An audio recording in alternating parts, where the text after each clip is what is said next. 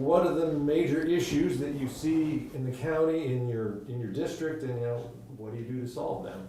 Sure. I think there's three obviously huge ones, and one of them is, or two of them are countywide. Obviously, we have a law enforcement issue, staffing issue from the jail side, and deputies on the street.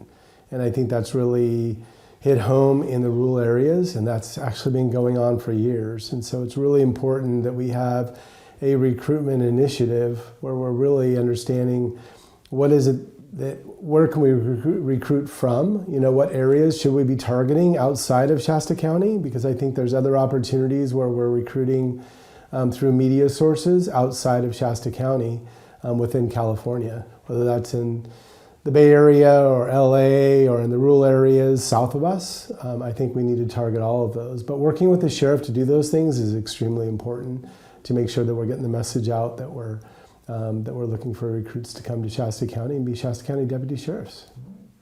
So you said there were three, that was one. Yeah, so the other one is fire, and obviously fire's an issue that we have every year. We were fairly safe this year. We just had the Peter Pan fire right here outside of Anderson. And in my belief, it ties into the other one, which is water, where we had a fire that in normal years, when we have ACID running, that all area would have been green, and we would have had ACID canals that would have protected some of those on this side. Would have it done all of those? I mean, would we have not had any of the houses burned down? We probably would have had a few, but hopefully with the greener pastures that should have been out there and the fire breaks with the ACID canals, I think we would have less, which leads into water. Obviously, water is a very hot topic. With ACI not being able to run this year, we had numerous issues. We have an environmental impact when it comes to trees and the environment and the ponds that are around here. I have 2 ponds in my neighborhood that dried up, and all those fish are, now dead. So when we talk about water in the Sacramento River and we're trying to save the fish, I think we killed a lot more fish by not running water through ACID, which leads into the dry well issue. All around the ACID canals, we have wells that are going dry because obviously those canals aren't lined. And so those were bleeding into the ground, which were replenishing the wells around all of those canals. Woodard Acres is a prime example. It's not in District 5, it's actually in District 2. But we have a whole section of Woodard Acres that is next to the ACID canal, which a bunch of those wells have gone dry. So I think you have to think outside the box and what can we do to help those citizens in that area. So Anderson City Council actually brought that forward and called the question back to LAFCO. Because back in the day, LAFCO said, Anderson, you're not going any further, and Redding, you're not going any further. Because there was a battle which one was going to go which way. Anderson was trying to go north, and Redding was trying to go south in that area. And so LAFCO stepped in and said, we're not going anywhere. So we've called the question back to LAFCO to say, hey, how can we help those? And really you have 3 ways to do that. Redding could take over all of it and supply water to all of it. Anderson could take over all of it and supply water to the whole thing. Or the county could step in, because it's all actually county, and take over those wells and form their own water district. And so we're just asking LAFCO for the citizens that live there that are without water to at least call the question and figure out what the right what the next step should be. So as a supervisor, the county could have jurisdiction over this? It actually does have jurisdiction over all of it. What you got to understand that back in the day, Redding serves the north side a little bit, and Anderson serves the south side a little bit of Woodard Acres. So it's really weird how it all played out, but none of it is in the city of Redding or the city of Anderson. It's all actually county land and county property. And so it really goes back to LAFCO to understand what the issues are, and I think they do. Having conversations with LAFCO, they fully understand what the issue is and that we need to come to a resolution on what we're going to do for the greater good of the citizens. You mentioned Anderson City Council. How does that experience help you? Would it help you should you be elected supervisor? God, it's given me such a vast knowledge of, number one, how government works, how government budgets work. the laws and ordinances that we created here in the city of Anderson over my last 8 years anyway, and really understanding how government works when it comes to those ordinances, what you can and can't do with those ordinances, and really using other laws that are in place when new laws pop into play to kind of debunk the other one and use it against itself. And so I think a prime example of those is when we took on butane and the butane industry. That was a big one because you're talking about e-commerce and all of the laws that play into e-commerce when it comes to traveling, that product getting here, and what laws we could create, or the law that we could create, or the ordinance that we could create to really stop that from going on in Shasta County. We had numerous explosions. We had many people hurt. And my real issue on the whole thing is that those people were doing it, and they're taking their own risk to do that. But when you're talking about apartment complexes or houses next to other houses and other people potentially getting harmed or kids and families getting harmed, that's where I thought it was really important that we take a stance on that. And I'm very proud of that ordinance because it not only went countywide, most counties and cities in the state of California adopted it as well. It went all the way to Governor Brown's desk, and he didn't sign it, and he cited e-commerce. In my opinion, lives are worth more than money. And so I didn't agree with his decision, but it wasn't my decision to make. So how's it worked out? Worked out great. We haven't had an explosion since in Shasta County. There's been others across the state, but they use their ordinances to help that. And I would tell you that Doug Lamalfa was great walking through that, because he then got a hold of UPS and FedEx, the delivery methods for that product, and said that's not allowed in Shasta County. So we've seen a really curtailed of that product coming into Shasta County, and in the last few years I haven't heard about any of those happening. So I'm very proud of that. The other one that we took on in the last few years is the flavored vape industry. And I know that other people are saying, well, we think it's government overreach, but I truly believe this, and it was actually found to be true within the law, that Juul was actually sued and lost for hundreds of millions of dollars for targeting our youth.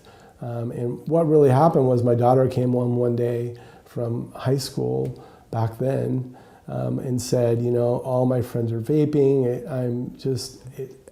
It hurt her to see all of that going on.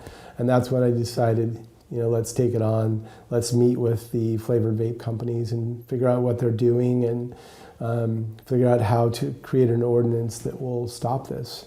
Very proud of that ordinance as well. Not only did we adopt it in the city and in the county, but that one, not that I had anything to do with it, but Trump actually signed into law flavored vaping was illegal, and so flavored vape was illegal. And so, some things that we've done that I think that we can do a lot of those same types of things within the county. And then we have a lot of the same issues related to the city as we have in the county, where we have a lot of people that are squatting on other people's property, and to create ordinances to do that. And one of them is a fairly simple one, and that's a red tag ordinance where by law you have to have water and sewer and electric to be living on that property. And in a lot of cases, in most cases, when you're talking about squatters on somebody else's land, they don't have those things. And just by creating a county ordinance that tackles that element, because it's bigger than just, they cause fires. As we saw just a couple days ago, we had one out in Happy Valley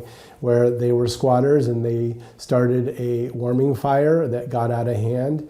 But the problem is not only the fire and that potential danger, but what about the people that live next to them? And not just with fire, but the garbage they're leaving, the noise they're creating, the drug dealing that goes on out there, the violence that goes on out there. And that's just not a quality of life that somebody should have to put up with. And so if we're going to create that red tag ordinance within the county, I think a lot of that can be stopped. And I think you're also going to have more personnel in resource management to take on those things. Right now we have one that does that job, and I honestly think that that's a requirement of 3. And when they're not doing those things, they should also then be attached to the sheriff's department, taking on illegal marijuana grows. I'm a big proponent of taking on illegal marijuana grows. You know, back when marijuana was made legal, we were promised through that cycle of commercials that the illegal marijuana industry would go away. Well, it's just as bad or worse today. And so I think we really got to support our sheriff in tackling the illegal marijuana grows and giving him the resources he needs to do that. I want to go back to the homeless issue a little bit, just because, again, it's a jurisdiction thing. How do you see the cities and the county work together in that? You pass an ordinance in the county, but they move around. They go into the city then. Sure, and I think Anderson already has a lot of those same ordinances that we've created, where we started with no overnight camping. There is a clause, though, in there that if, let's say, a KOA-esque type overnight camping facility that was a legal business came in, then we would allow that to happen. But outside of that, overnight camping is not allowed. And so that's really the way that we've tackled it from our standpoint. And the way the law reads is that was really the issue for the judge that made it was the jurisdiction they were taking on then didn't have enough bed space in their mission-esque, if you will, to have those people go there. Well, in a lot of conversations with Jonathan Anderson on a regular basis, the mission is not even 50% full. There's plenty of bed space for those people to go and get resources and get help and wraparound services that they probably need to do that. Anything else you'd like to say? Yeah, and I want to get back to the law enforcement and the jail and the lack of jail beds. I think if we tackle the correctional officer issue and really in the recruiting side of it and retention side of that, then really the new jail is the only way to go, in my mind, because then you can have mental health and drug rehabilitation right on the same campus. And really what that does for you is not only give them the option to go to those things, but you stay in jail to do that. You just go to a different pod to get your treatments, whether that's mental health or drug rehabilitation. But it also holds those people accountable. If they don't want to follow those rules, they just go back to Gen Pop. And so there's consequences to actions at that point versus outsourcing it and allowing them to go to a treatment off campus. And if they don't comply, then you're just searching for them again. Takes money. Can the county afford that? We can, and we have to find ways to do it. We have to be creative.